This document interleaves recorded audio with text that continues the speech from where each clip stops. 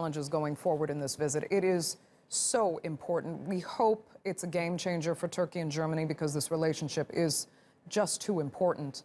But there are major issues that they're facing, major disagreements that they have. Tell us. There are some major disagreements, but there are also some major points of convergence and agreements. One major topic on the table of discussions here between the two countries is security cooperation and counterterrorism cooperation. We just heard from the German Minister of Interior just the other day, referring to Turkey as an important partner in the fight against counterterrorism. As we know, President Erdogan is being accompanied by his Minister of Interior, Minister Soylu, who's with him in Berlin. And we're looking at Turkey as being a gateway of European security. Just the other day, Turkey nabbed over a dozen Daesh suspects in Turkey.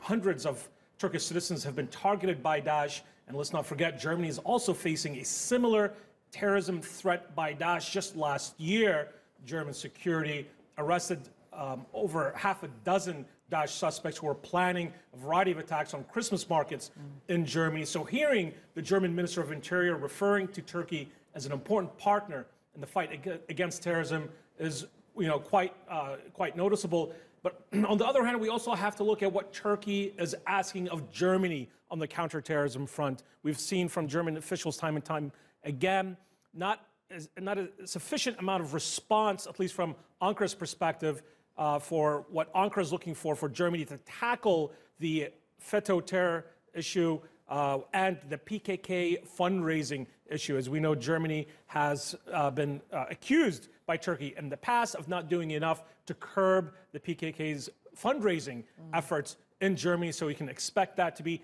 a major issue of contention between the two countries. But we are seeing some rays of light when it comes to security and counterterrorism cooperation between the two countries, and the discussions being held by the respective ministers of interior from Turkey and Germany is a positive development on that front. Right. And this isn't an easy ask of President Erdogan. He did write about it in an editorial that was published in Germany's largest newspaper, Frankfurter Allgemeine Zeitung, that he wants Turkey, as he's asked of several of Turkey's allies, to please extradite some terror suspects that Turkey feels had threatened national security for Turkey, not just during the coup in 2016, but still, as you mentioned, the PKK that are there. He's asking for extradition. Explain why that's a tough ask and what is Germany asking in return? Well, on one hand, while there is convergence between Turkey and Germany when it comes to Daesh as being a terror element, and Germany has not been as forward-leaning, as it were, when it comes to the PKK terror group. Now, Germany does recognize the PKK as a terror threat to Turkey, but there are a variety of other offshoots of the PKK that the PKK uses for fundraising. We've seen this tactic used by the PKK, not just in Germany, but throughout the European Union and, in fact, throughout North America as well. So it's an issue of Turkey being able to convince Germany to be more proactive in shutting down the money laundering operations that the PKK uses. And when any terror entity uses front companies throughout the world to launder money, you need the respective host country to not only designate the terror group itself, but the variety of other entities that are affiliated with that terror entity, and in this case, the PKK. So look for Turkey to be asking more from Germany to really not just declare the PKK a terror entity, but to also look at the domestic fronts that have been established by the PKK in Germany to raise a significant amount of funds, and also to be that the PKK has used as a propaganda outlets in Germany that Turkey views as just as dangerous as an element by the PKK terror group as its fundraising activities. The German government has not been as aggressive as Turkey would like it to be, but with this new chapter in the bilateral relationship between Berlin and Ankara, we may perhaps see a shift in Germany's tone.